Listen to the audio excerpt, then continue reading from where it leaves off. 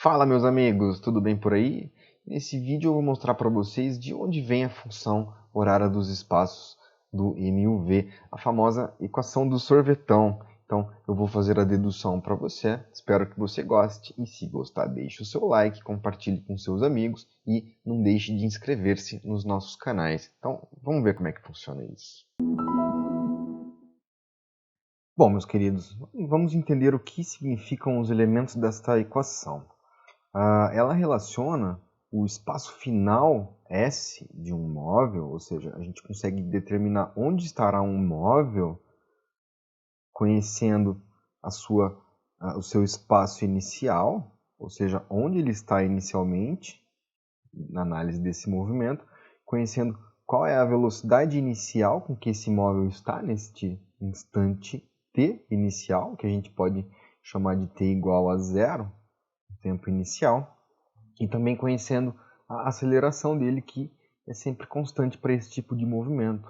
Ou seja, ela vai relacionar o espaço inicial, a velocidade inicial e a aceleração desse móvel, e a gente consegue, portanto, determinar onde vai estar esse móvel para qualquer t que nós queiramos, ou seja, para qualquer tempo que a gente queira. Então, para a gente entender de onde vem essa equação, vamos relembrar algumas coisas aqui do gráfico de velocidade por tempo. A gente tem duas situações. Uma situação 1, onde um móvel tem a sua velocidade sempre constante, portanto, a gente está falando do MU, movimento uniforme. Repara, imagina que esse móvel está com uma velocidade de 10 metros por segundo, por exemplo, com velocidade sempre constante. E a gente tem o objetivo de determinar quanto esse móvel vai andar depois de um certo intervalo de tempo, por exemplo, depois de 10 segundos. Num gráfico de velocidade por tempo, a gente sabe que a área sob esse gráfico entrega justamente o quanto ele andou. E isso a gente pode simplesmente observar multiplicando as unidades das coordenadas desse gráfico. Se a gente multiplicar metros por segundo vezes segundo, que é a unidade de tempo, repare que vai sobrar metros. Então, isso aqui é justamente a unidade de espaço. Portanto, a área desse gráfico, essa área aqui, sob a curva, vai entregar justamente o quanto o móvel andou nesse intervalo de tempo. E isso também serve para o caso de velocidades variáveis, ou seja, no gráfico 2, a gente tem uma situação onde a velocidade foi aumentando desse móvel ao longo do tempo, e a gente também consegue descobrir quanto esse móvel andou depois de um certo intervalo de tempo qualquer, vamos supor, depois de 10 segundos. Se a gente conhecer a velocidade, por exemplo, final desse móvel, a velocidade com que ele estava nesses 10 segundos de movimento, por exemplo, 2 metros por segundo, ao calcularmos a área deste gráfico, ou seja, essa área aqui deste triângulo que se estabeleceu, a gente vai ter justamente o quanto ele andou, pelos mesmos motivos discutidos. Nesse caso é a área de um triângulo, então a gente sabe que ele vai ter andado. Então, essa área ela vai ser numericamente igual ao espaço percorrido por ele em 10 segundos, que é a área desse triângulo, ou seja, a base vezes a altura sobre 2, ou seja, 10, que é a base, vezes 2, que é a altura, dividido por 2, que é a área do triângulo. Nós então teremos aqui um espaço de 10 metros percorrido pelo móvel. Então, a partir dessas informações, a gente consegue deduzir a famosa função horária dos espaços para o MUV, também conhecida como fórmula do sorvetão. Então, para isso, imagine o seguinte: nós temos aí um gráfico de velocidade por tempo e imagine que nós tenhamos um tempo inicial qualquer aqui, podemos chamar de t0, e uma velocidade aqui v0 correspondente a esse tempo. E vamos supor que nós tenhamos, então, num tempo t qualquer aqui, uma velocidade relativa a esse tempo, nós podemos chamar de v.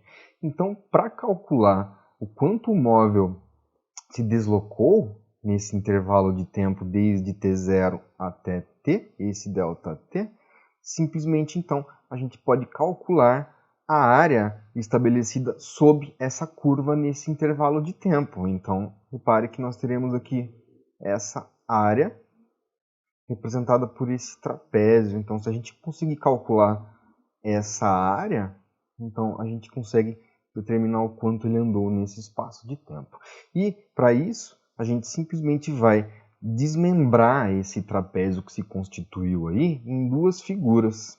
Então, eu vou simplesmente desmembrá-la num triângulo e num retângulo, e a gente vai somar, portanto, essas duas áreas e teremos o quanto ele andou. E esse é o primeiro passo, graficamente, para descobrir então, a função horária dos espaços para M e U V. Eu vou chamar essa parte de baixo, ou seja, esse retângulo que se estabeleceu aqui, de ΔS1.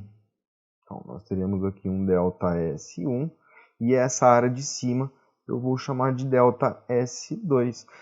Ou seja, a gente sabe que o espaço total percorrido por esse móvel vai ser justamente o ΔS1 mais o ΔS2. Então, utilizando-se da geometria, a gente calcula essas áreas, soma e finalmente a gente chega na função horária dos espaços. Então, vamos ver como é que funciona. O ΔS1, então vamos calcular primeiro o ΔS1. É, evidentemente, um retângulo. A fórmula da área do retângulo é simplesmente a base vezes a altura dele, ou seja, o ΔS1 será a altura dele é justamente o V0.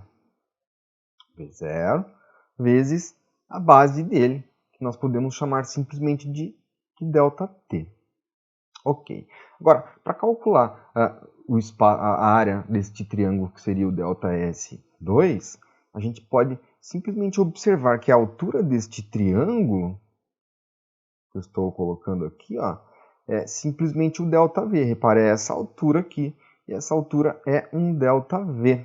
E da definição de aceleração, nós sabemos que a aceleração é a variação da velocidade pelo tempo. Então, se a gente isolar esse ΔV, para a gente colocar justamente aqui, então nós teremos aqui que ΔV vai ser justamente igual, né?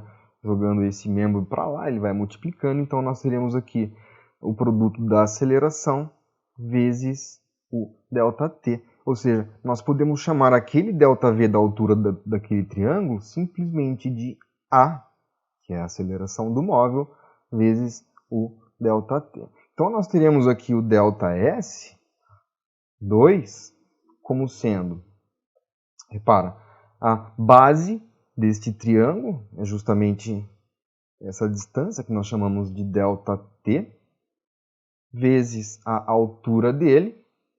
A altura é justamente o ΔV, que nós estamos chamando de A vezes ΔT.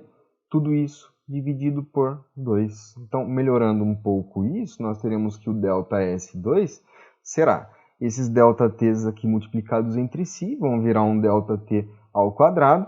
Aquela aceleração vai estar multiplicando esse ΔT ao quadrado e todo mundo dividido por 2.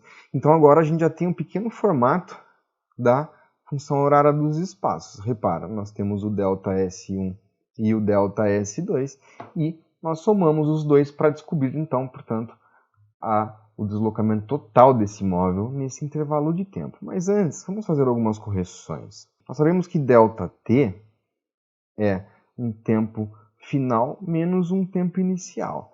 Se a gente chamar o tempo inicial de zero, como de costume fazer, a gente sempre zera os tempos iniciais de algum evento, então esse valor aqui será zero e aquele ΔT nosso será justamente um tempo t qualquer. Tudo bem?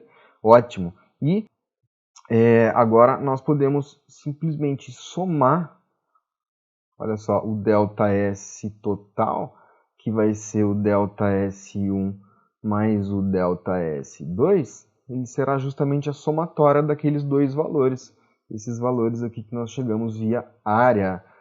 Tudo bem? Então, vai ficar o ΔS1 é simplesmente V0 vezes T, porque nós substituímos ΔT por T, simplesmente, mais o ΔS2, que é simplesmente AT². quadrado sobre 2. Repare então que nós teremos aqui ΔS como sendo o V0t mais AT ao quadrado sobre 2. E ao mesmo tempo nós sabemos que ΔS é espaço final menos espaço inicial. Então, jogando esse menos esse zero desse lado que está do lado esquerdo da igualdade para o outro lado, ele vai positivo e finalmente nós chegamos no resultado aqui, ó, que S é igual a S0 mais V0t mais AT ao quadrado sobre 2. E essa é a famosa função horária dos espaços, também conhecida como equação do sorvetão. Então, é assim que a gente chega nela, via gráfico. Espero que vocês tenham gostado. Se gostaram, deixe um like. Eu deixo aqui um grande abraço para vocês e até já!